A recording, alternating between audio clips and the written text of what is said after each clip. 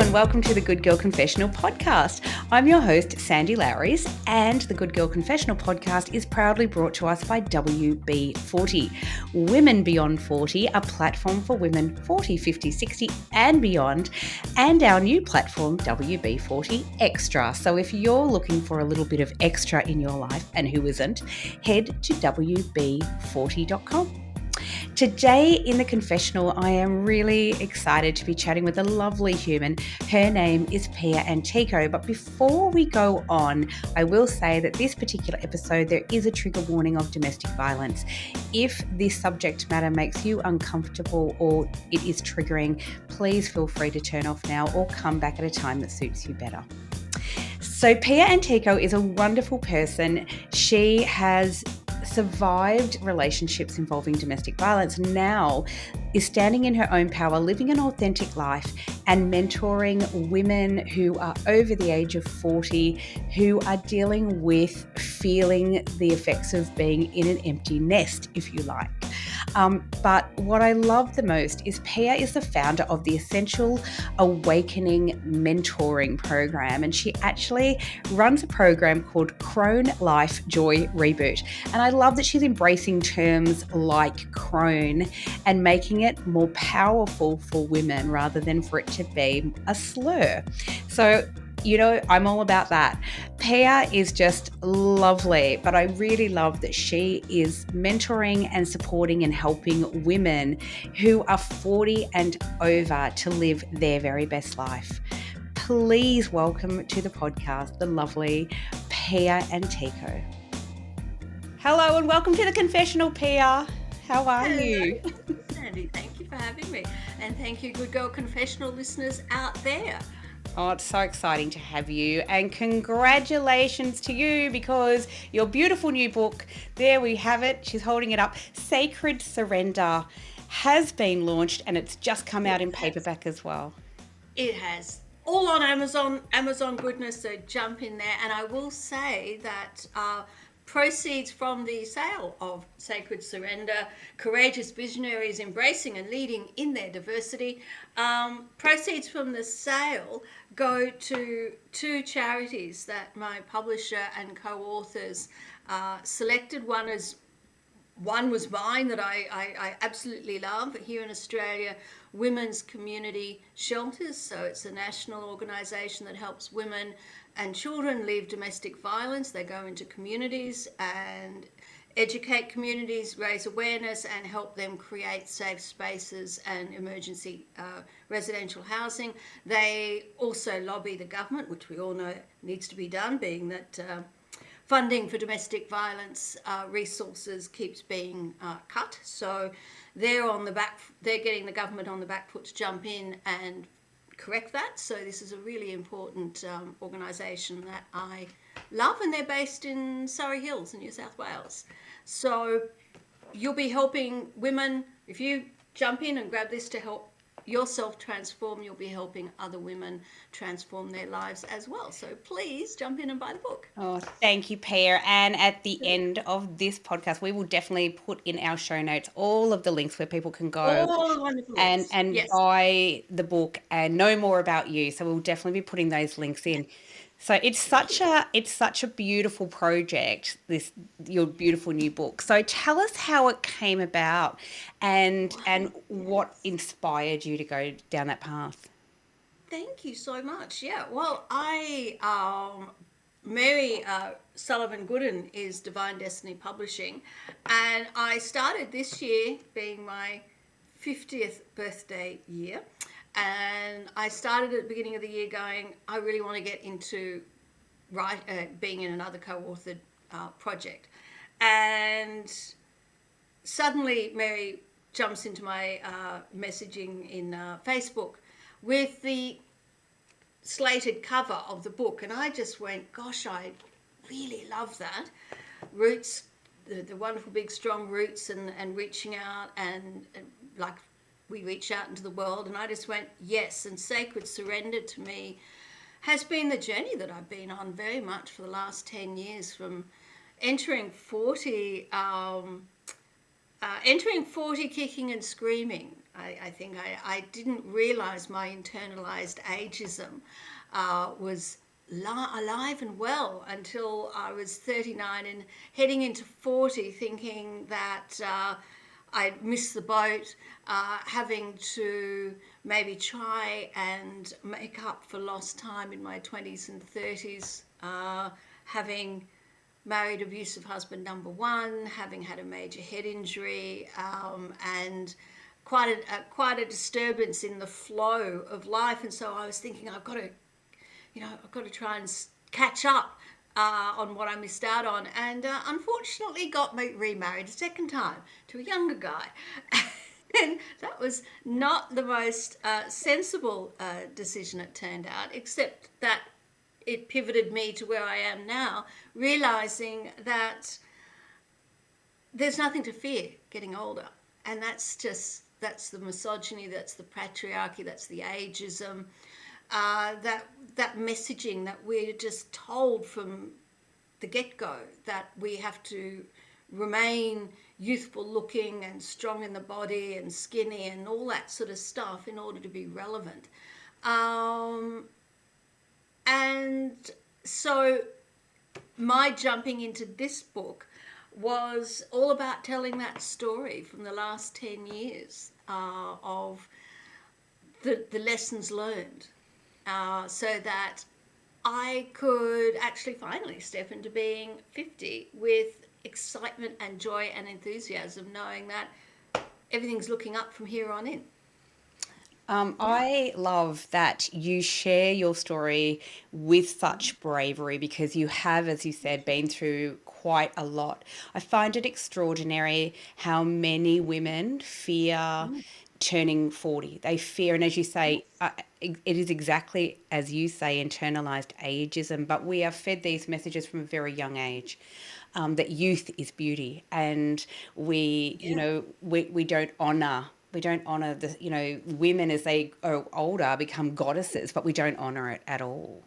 Oh no, exactly. And I mean, throw in that yes, the relevancy, I guess, for me of marrying a younger guy. First husband was older than me. Second one was younger than me. But the younger one, the pitfall of that was then this urgency to try and pop another child, because I do have a beautiful daughter. She's 25. She's married. She's out in the world, and thankfully she's had the grace in her development to forgive me for my imperfect mothering, and we have a beautiful relationship now with so much humility that I can say that she was able to courageously set things aside and accept me as I am, and that enabled me to accept her as the woman that she is, and no longer feel that mothering need to, I don't know, protect and control or whatever to stop them from making mistakes and all that stuff that we get caught up in. But yeah, marrying the younger guy set me off on the path of, that whole fertility treatment, feeling like I had to pop out more children in order to make the marriage stable. And I did get pregnant twice, and I had 2 miscarriages, and that was, that was in the space of two miscarriages in less than 3 years of that marriage. Only a few years ago. So I'm 50. I think that last miscarriage I was 44, and that definitely was the basis of that. Was this desire that the only relevance of me in a marriage to a younger man was if I could produce children and do all that, and if I couldn't, then now partly that was messaging that I was being told as well, but ignoring that that's what they're saying, I was believing it and telling myself that that was the truth, and making some very poor decisions for my own well-being as a result. Yeah. And how brave and brilliant, though, for you to be able to stand outside of yourself and look at the situation and then make decisions that are healthy and best for you, for you. Thank you. Look, and I'm telling you, it is scary. I turned my life upside down and left my country and sold everything I had because I moved overseas to marry this man, and And so to come back out of that, I returned back to Australia with a suitcase and the clothes on my back. I had nothing, and I was not well. That was in 2016. So, yeah, look, it's never too late to turn back on a path that you've started walking down if you find that it is not the right path. Yep, great hindsight, wonderful to avoid these things in the first place, but we don't. We can't sometimes. We go down paths that are not beneficial, so there's no point flogging yourself about that. But when you do finally listen to that inner voice say, look, this isn't right, everything does open up for you to get back in alignment and get back to where a life will be more beneficial for you. It may look a bit difficult, it will definitely look scary, but that's okay. It will work out in the end. Yeah. Yeah. And I mean, life is not, I'm not making millions yet in my new business or anything like that. Things still on the outer can be maybe not the most secure, but I'm a hell of a lot better now than I was before. So one step at a time. Absolutely, one step at a time. And Yeah. again, I really want to say this because when guests come on the Good Girl Confessional and they talk about their personal journeys with such honesty, there is something really beautiful and magical that happens because it reaches other women who have perhaps are in a situation that you are now out of. So you touched briefly before on your first marriage and finding yourself in an abusive relationship. Yep. And thank you for sharing that story. So how eventually, I mean, I guess for other women who are listening who are currently in that situation and not really seeing a light, how Yeah. what is the decide what was the decider for you? And I know for every woman it's very different. Look, it is very different, and I think it's not an intellectual thing. And we've been, again, it's part of this patriarchy that we've been raised in, where we are told that everything is thinking, logic, intellectual. That is not the divine feminine power. Ours is inner wisdom. Ours is that gut feeling, that inclination, that voice that arises within, that we listen to, that we can hear when we gently tell this to shut up here in the head. Yeah, because for those of you who are going to listen to this in a podcast, I'm pointing to my head. If you're watching this on video, It is you'll see indeed. it. Yeah, it's not in the head. It's not the head game. And the Yeah. problem with the head game is the story in our head tends to be the yeah, but to ignore that deep inner wisdom. And look, every problem I've ever had in my life has generally been because I've told myself that what I'm feeling and my inclination, my intuition, it must be wrong. I can't be right. What about what other people think or do or what have you? And there you start walking into situations that are not for your benefit. Again, that's part of being human. Sometimes we're in our wisdom, sometimes we're not. So there's absolutely no need to overthink anything or get annoyed at yourself if you go down a path of listening to the story in your head and not your inner wisdom. So for me, it took a while. I mean, in that first marriage, I was 22, 23 when I got married. I finally was able to leave that marriage when I was 33. I was run over at high speed coming home from work at the age of 28, which put me in a coma, and I had major head injury recovery from that. And unfortunately, I had actually gotten rid of him 3 weeks before that accident happened, but I hadn't told my family. And so when he was turning up to the hospital, even though he was not behaving properly, according to what my mum later tells me, because I don't really have any memory of it all. But she's just like, God, if I knew, I would have sent him packing. Yeah.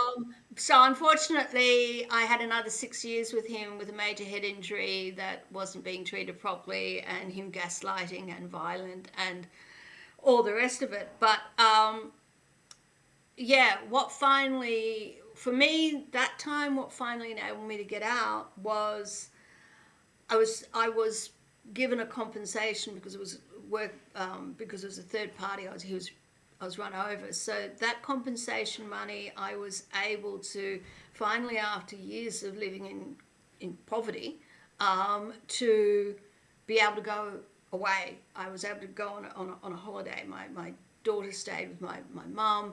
I went away for 3 or 4 weeks. I went to Spain and I went on a retreat, a Buddhist retreat. And while I was away, I finally had a moment to realize that other people around me were not getting angry at me.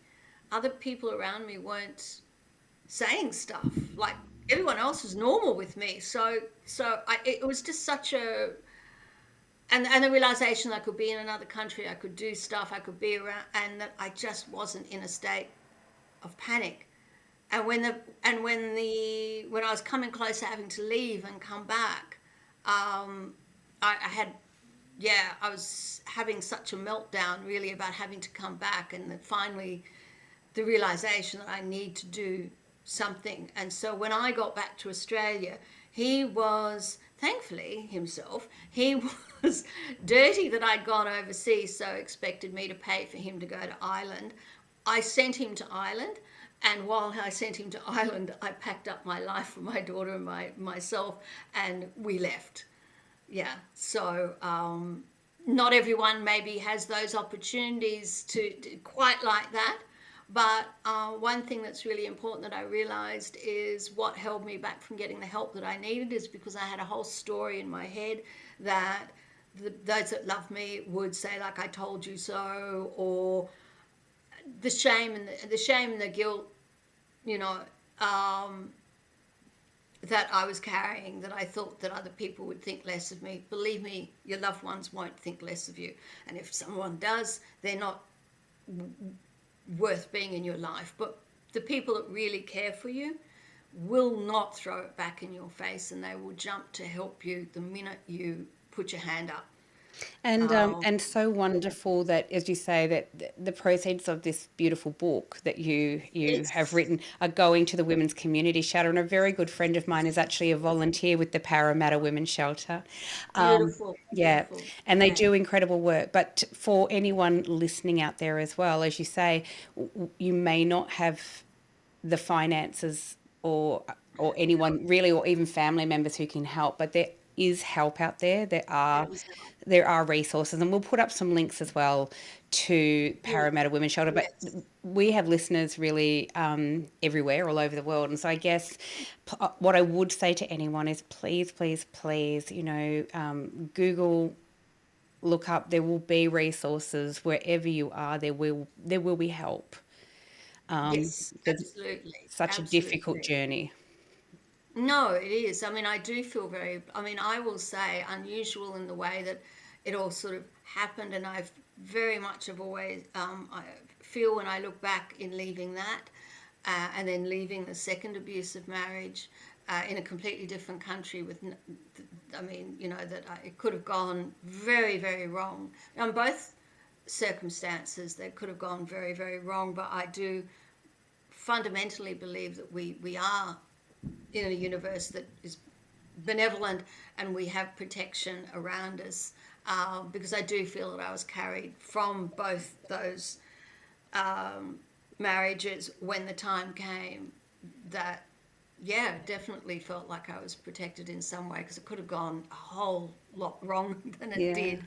So I feel very blessed that I'm out of both, And really. and um, and Yeah. what a journey you've had since, because obviously, like, I think what I'm really intrigued by is that you've gone on, and I love this, you've gone on to become a Crone Life Joy Reboot coach and mentor. Now, I love that. So tell us all about this beautiful Crone Life Joy Reboot, because, and reclaiming the word crone, Phones, so right, which I important. love.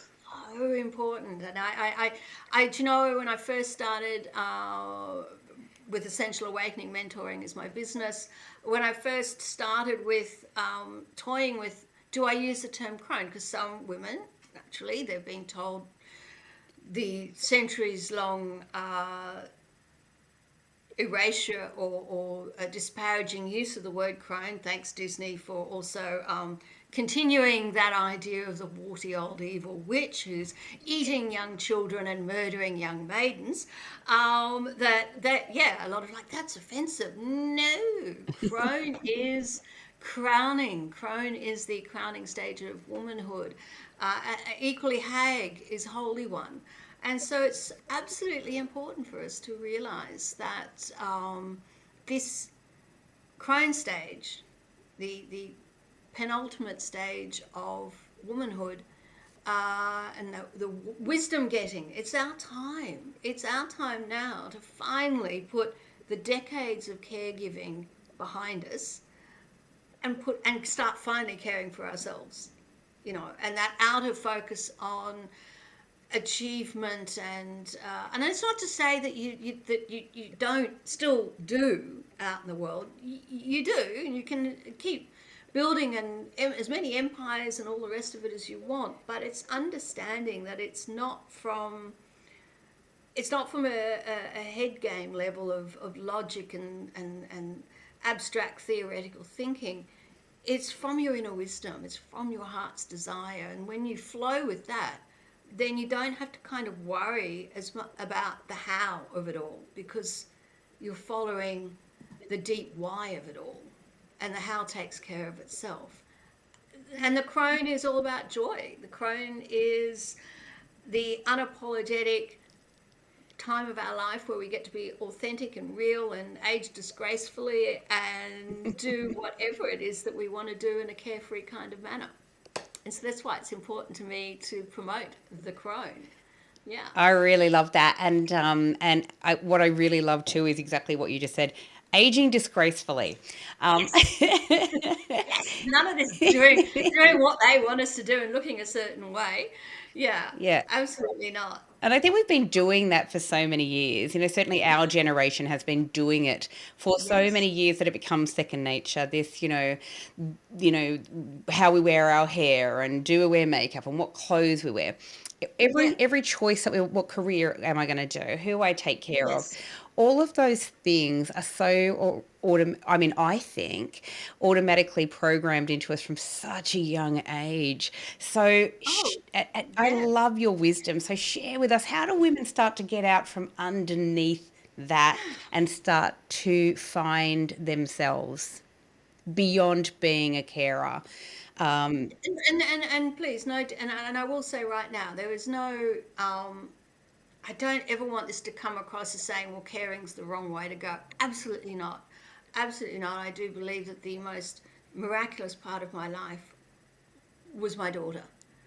And in the imperfect way that I showed up as a woman and a mother, and yet have being able to build a beautiful relationship with her. And similarly, the relationships, we are social beings, so the relationships we have in our lives with our parents, our siblings, our friends, those things are important. It's not saying that anything to do with caregiving is less than, but it's understanding that the place that we care from is that when we are tuned in to our own inner wisdom, our own reservoir of well-being and resilience, as opposed to caring because we think we should, or it has to look a certain way, or that kind of stuff, all that story we tell ourselves that then gets wrapped up into expectations of what that relationship is meant to be like and how they're meant to fulfill it and how I am, and we get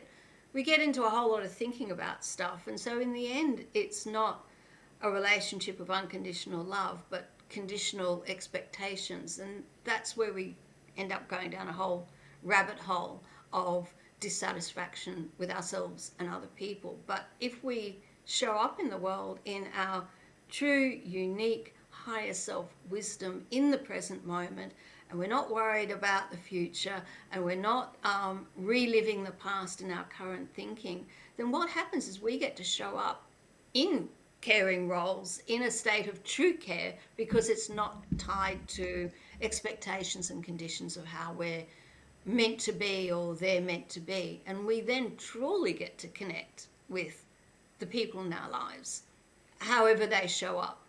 And that's a beautiful way to be able to be in the world. And they can be however they are in that moment. And we're not telling ourselves a whole big story about it. And so I find that has made my life a lot easier. And in some ways, it has meant that you're more forgiving and more compassionate for people when they are not aligned with their wisdom in that moment. But you're also compassionate and forgiving with yourself. And you also realize that you can remove yourself from interactions that are not beneficial without demonizing them and demonizing yourself and getting caught in a whole lot of thinking. It's just a lot easier to flow through the world when you're in your wisdom, and I love that. Oh, absolutely. And I think what's really beautiful about that is that then you start to, when you're aligned with your own true self, your own values, and you start to live a Yeah. life that's a lot more authentic, I think. And, it's taken me a lot of years, I think, personally, to get into that space as well. But what came with that was, for the first time in my life, the ability to set boundaries for Yes. myself, because I used to think in doing so that was a selfish act. Now, what I realize is, that in setting boundaries, I've kind of set myself free a little bit. It means that, as you say, I turn up and care for my children, for my friends, for family, whomever it may be. And I do so really from a genuine place of love and Yes. care, because that's what I want to do it. It's not I have to do it. It's I want to do it. Exactly. And it's actually very interesting because you mentioned boundary setting. I see a lot of, talk and webinars and articles and, in this self-help and like space that we're in.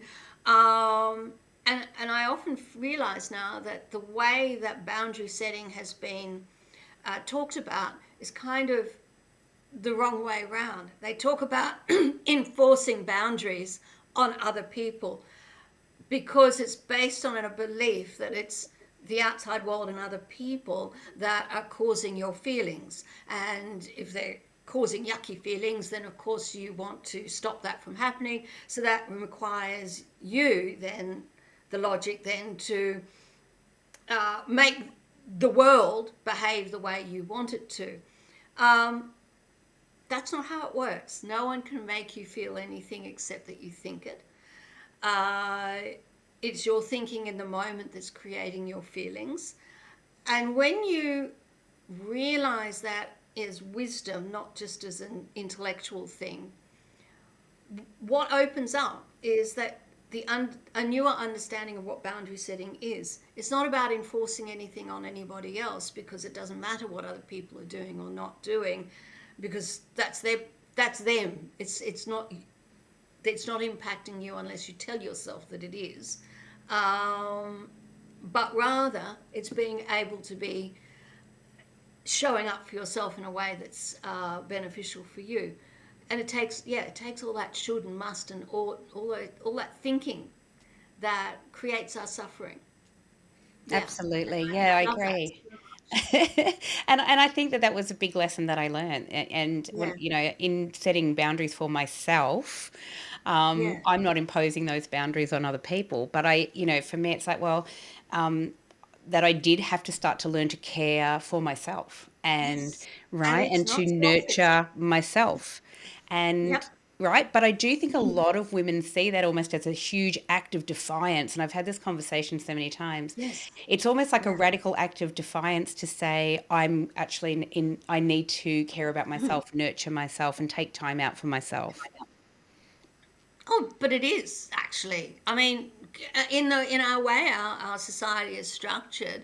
Not and it's not just what we've learnt from childhood. This has been a setup for centuries, millennia. Really, we're pretty much going back to the beginning of human history that we understand it as, where women have been taught and instructed that their role is to put everyone else first, and they get the last morsel on the plate and all that sort of kind of stuff. So yeah, there is messaging out there, but it's just messaging and it's not the truth. It's messaging that befits a particular structure, a social structure and system, but we don't have to believe it's the case just because someone said it. Well, that's true, but I do think there's this massive movement going on at the moment for women over 40, over 50, over 60, over 70. It's kind of like a tidal wave that is happening Yes. right now. And I think, I recently spoke with the lovely Jane Currow, but she really put it best when she said, we are standing in our power now, Yes. right? As a Yes. collective, as a collective. Absolutely. It is a beautiful time. One of my mentors is Jean Shanola Boland, and she is the author of Crone's Don't Whine. And I ran in my group. We did her book and discussed it within my Awaken the Joy Within framework. We discussed her book and about Crone stepping into their power. And she herself says that, yeah, we are at a particular point in history, thanks to technology and the ability to connect across the globe in an easier way, that and share information and support, that yes, we are at a time in history now where women are, well, it's kind of the renaissance of divine feminine power. The divine feminine power that was there pre-Christianity and that got stamped out. It's that 10 times because we can actually connect across the globe that our foremothers pre-technology could not. But it's a very important time, because there was absolutely no doubt in my mind that much of the mayhem in our world, from communities, politics, economics, environment, is in fact the toxic masculinity. And men and women both need to tap into the wise woman energy that is within us all. And I did actually want to sort of say very quickly in this, yes, the Crone time and the wise woman time obviously has a direct connection to cisgendered women and wombs and reproductive health and all the rest of it. Absolutely it does. But it's not only connected to that. Men, women, persons identifying as women, we all have the Crone energy, the mother energy, the child energy, the masculine, divine masculine. We all come equipped with these archetypal energies, and we can all show up in our lives with them. So it's not just relevant to cisgendered women who have wombs. No, I love that. I love that, because one of the things too that I often mention in this podcast, because it's easy to some women are not mothers. Some women choose No. not to be, or cannot be, or will never be. But Yes. but that femme energy exists within us all, men and women. And I think that's a really powerful input. But just It as is. like powerful masculine energy lives within us as women as well. Yes. Absolutely. And I think that one of the things that I find really quite profound actually is that the womb center is the sacral chakra. It is the so in the Eastern Ayurvedic Buddhist kind of mindset, the sacral chakra is the energy point in our body that is for divine creativity. And so the fact that we get into the menopausal years and are told that, well, because we can't, for those of us who have wombs and could and want all that sort of stuff, can't produce children anymore, that creative space is now dried up and barren and shriveled. And it's not. And it never was for those who couldn't and didn't and all the rest of it. That center is our engine room for creativity, for divine creativity, and it has really very little to do with popping out humans, and it never Absolutely. tries. So it's in fact our time that we get to now focus that our attention in that space, for the creation of our dreams and our hopes and other ways of bringing into the world in other forms.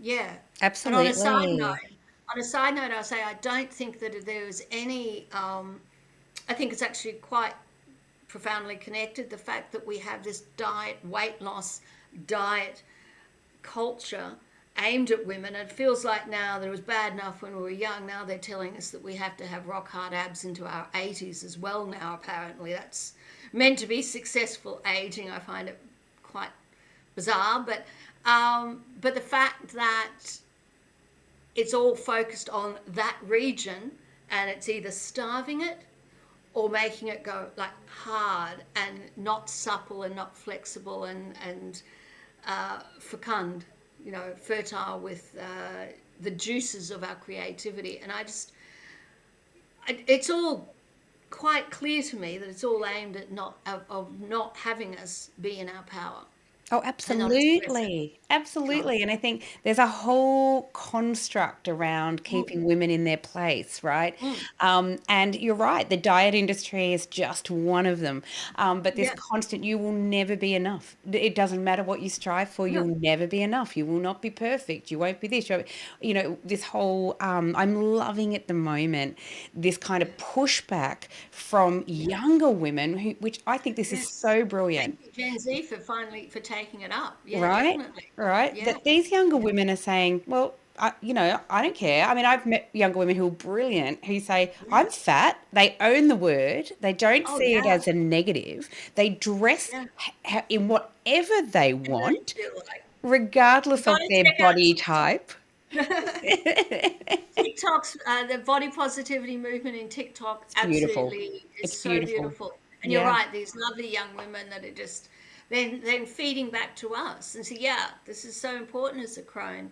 It's not about authority like like toxic masculinity, authority like I'm on top. And no, it's about opening up to the wisdom, because we all have this wisdom. And so being humble to seeing that in younger women. It's not about me telling them what to do, it's about me being inspired by them, us being inspired and having a conversation. Because yeah, they're doing stuff now and talking such truth to the world that we need to really listen. Yeah, Oh, definitely. absolutely, absolutely. And I love that. And that then they're open to listening to the wisdom of older women. Before it used to be, Yes. oh, whatever. You've got nothing to say to me. You're too old, whatever. I think that has Yeah. really flipped as well. And that's lovely. But I do think it's because, we're so much more open to what is going Yes. on out in the world. Partly that is because, it is a generation who's grown up with information, access Yes. to Us Gen X. technology, Yeah. all of it. Gen X. Yeah. Yeah. We And we we've we taught, we and have we've that privilege. right, and we've Yeah. taught these younger generation, Yeah. to question everything. And now what Yeah. we're seeing is some of the beautiful parts of them coming out and questioning. So they're questioning the diet industry. They're questioning Yeah. toxic masculinity and the patriarchy in Mm. different ways than we've been fighting, forever. Um, Yeah. but I Yes. think Yeah. I wish I'd had that courage and that strength, or even that knowledge, Yes. about body positivity when I was a teenager and when I was growing up. Same. Same. Same. No, I look at. I mean, everything that you're just saying. I was thinking of my beautiful daughter and what she's doing in her work, in her field, and her courage as she navigates a world as a young woman, challenging all that. So I definitely raised her as an anarchist lefty. So she's carrying that mantle, which is great.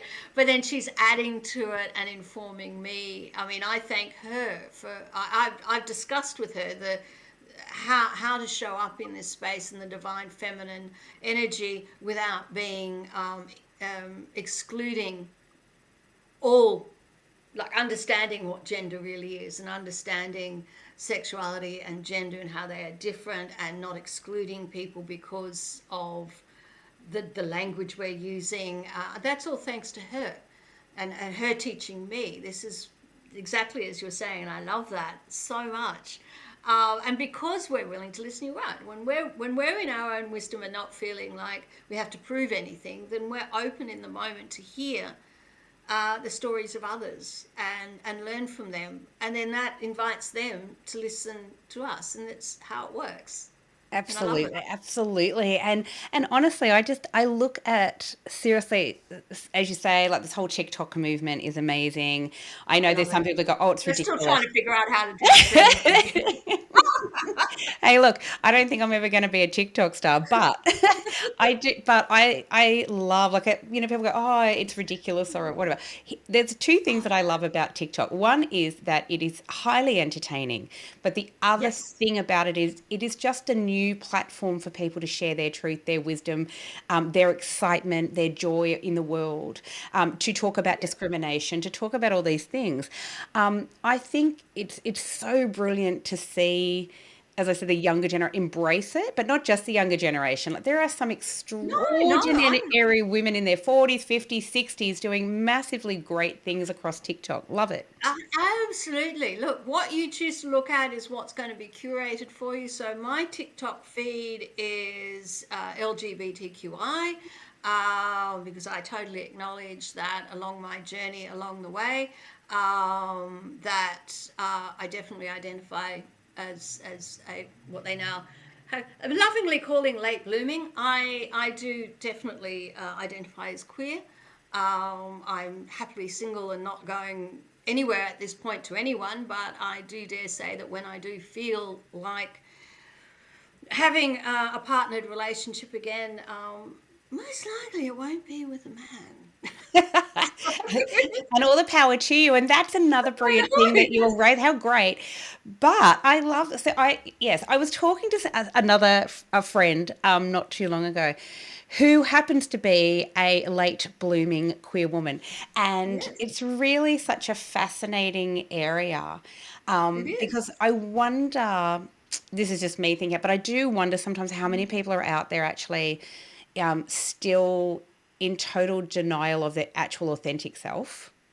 Well, a lot, and I think again it all ties back into misogynistic, patriarchal reading of, in inverted commas, middle-aged white men, history giving and telling of what gender actually is and what sexuality actually is. And yes, I don't want to say complex, but it's a multifaceted phenomena. I mean, yes, we have biology, but then we have chromosomal differences that can happen. We can have hormonal differences that happen.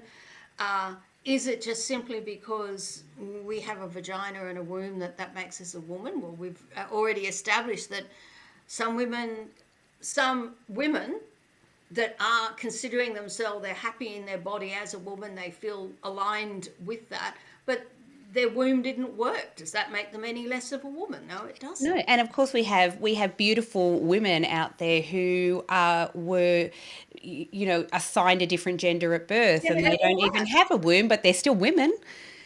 And if you want to go down the biology road, well, the minute you start playing with hormones, the hormones have such a transformative effect on the body that, well, so I mean, if so, just thinking like if people are saying, well, it's all biology, well, we can tweak biology.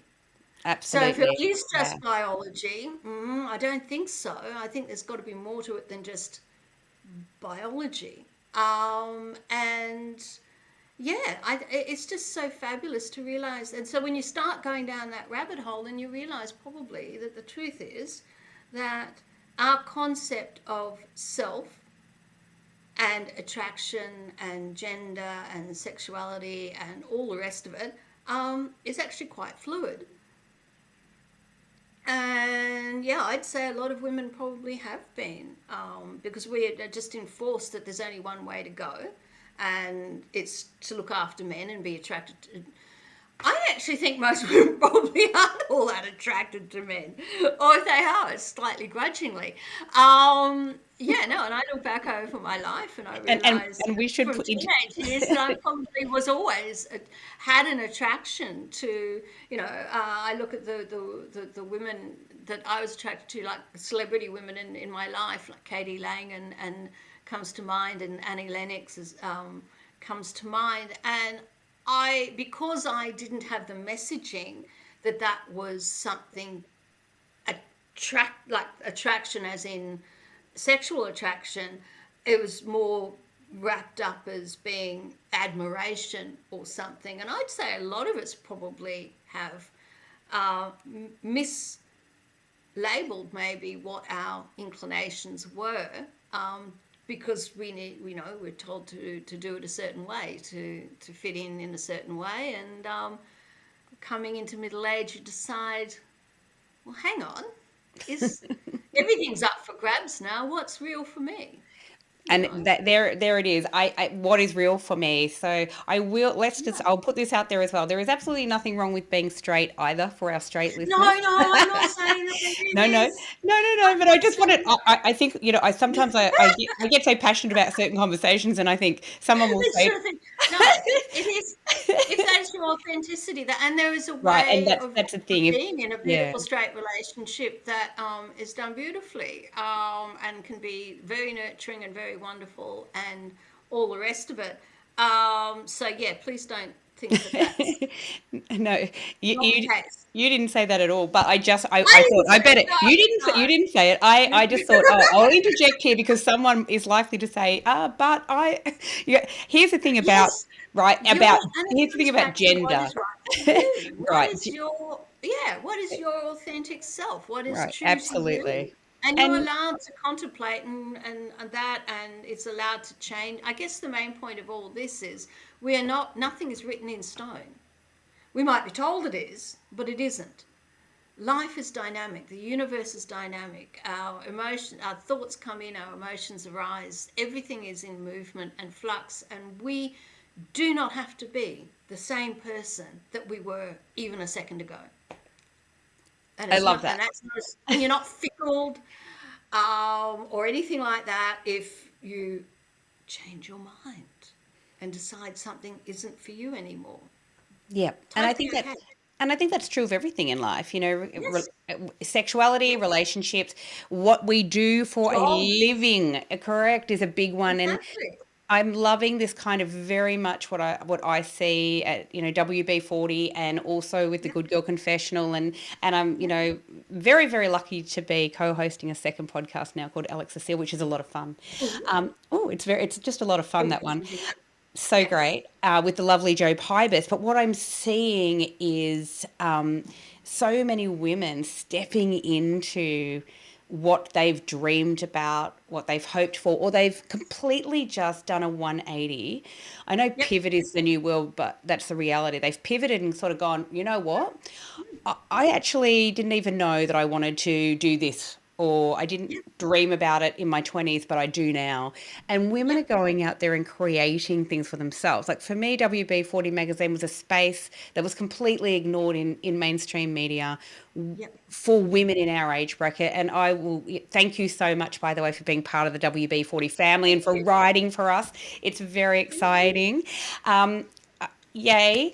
But I think there's so many women who are seeing either gaps and being really, really innovative and starting something new, or Yes. they've dreamt about it. Like so many women who are writing books, and those books are so Yep. authentic and Yep. brilliant. And there's women out there who are starting companies in their 50s. So this no or Yes. 60s, by the way.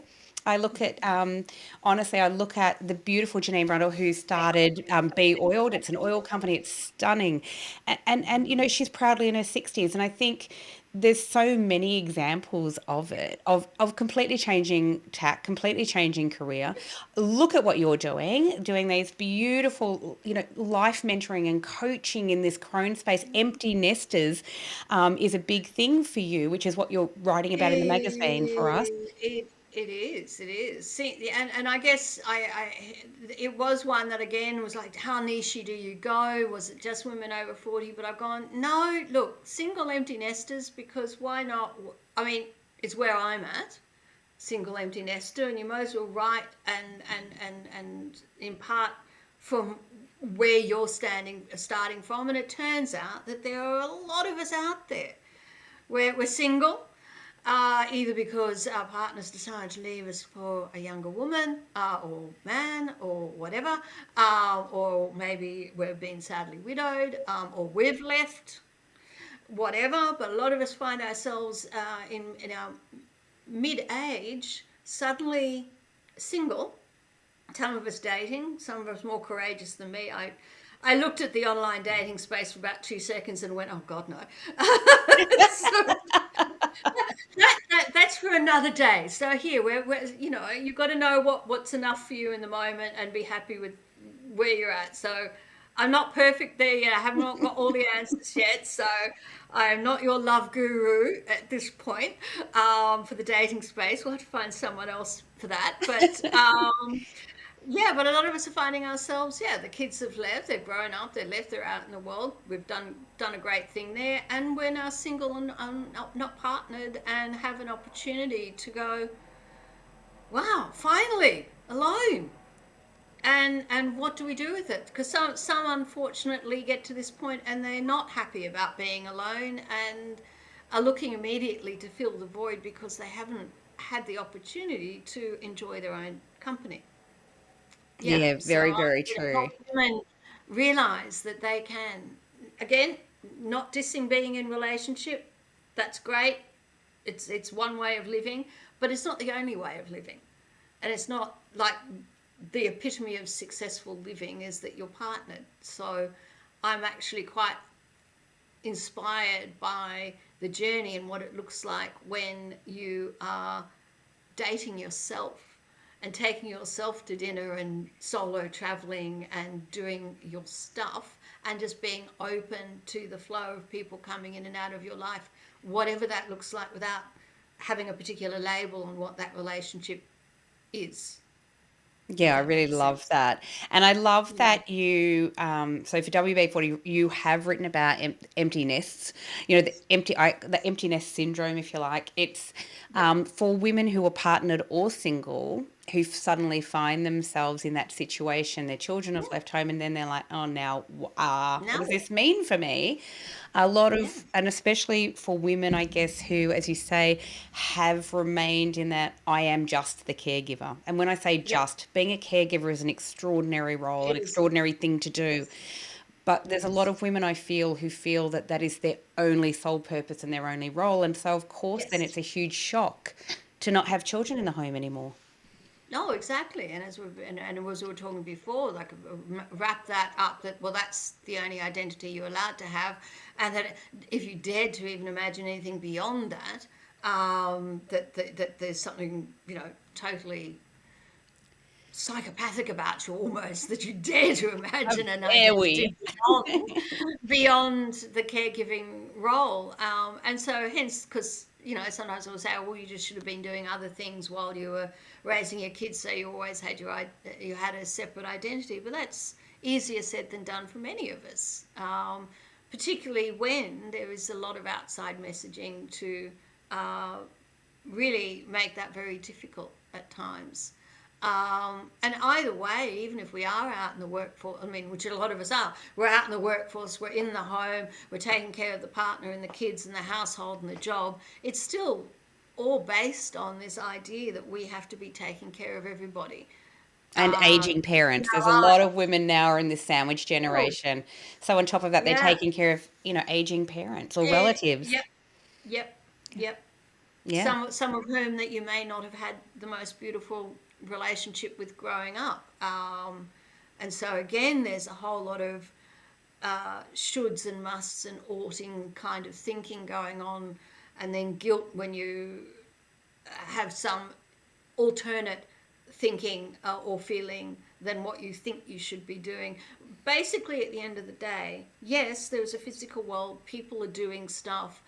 Again, never want to say, when I say that, it is our feelings about things are coming from the story we're telling about it to ourselves. That layer of suffering is how we explain the world we're creating.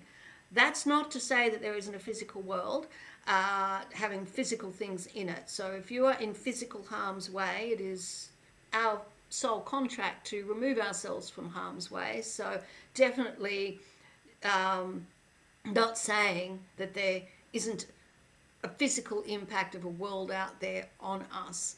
But what often keeps us stuck in physical harm's way is the story that we're telling ourselves, that we should be behaving in a certain way, showing up in a certain way, remaining in that situation because of an expectation that we've been fed by society and that we keep reinforcing to ourselves. I know that's what kept me in my abusive marriages for the length of time that I was in them, because I didn't believe that I was allowed to remove myself from them and seek the help to be removed from them. Yeah. And to feel worthy enough To feel worthy. Yeah. Yeah. of a better life, of a safer Yeah. life or a freer life or whatever Yeah. women need.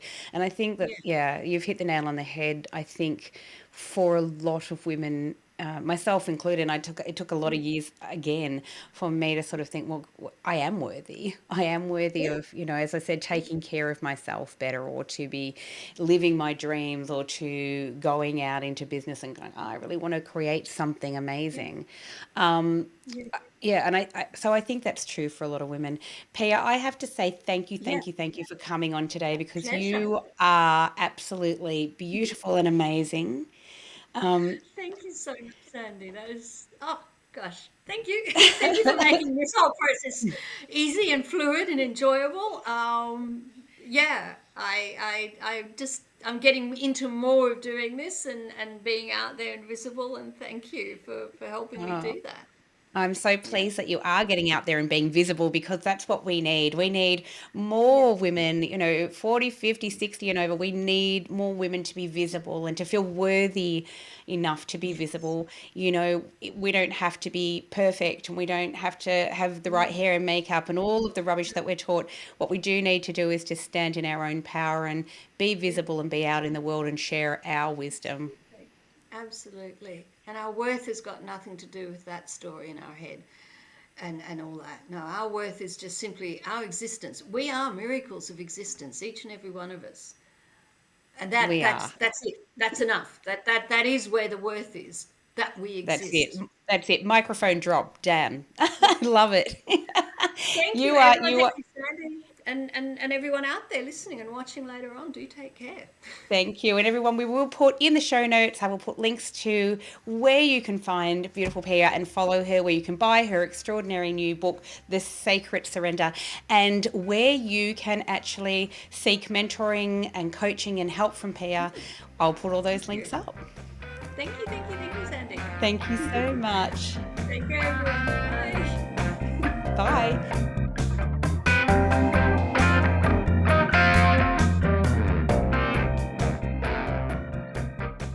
Thanks for listening to the Good Girl Confessional podcast. The Good Girl Confessional podcast is brought to you by WB40, Women Beyond 40 magazine, available now at WB40.com. The Good Girl Confessional podcast is available on Apple Podcasts, Spotify, and wherever you listen to quality podcasts. We're also now available on YouTube. We chat with really interesting women about their hard-won wisdom, but it really helps us if you can subscribe, like, and share the podcast. Thanks so much for your support. Bye for now.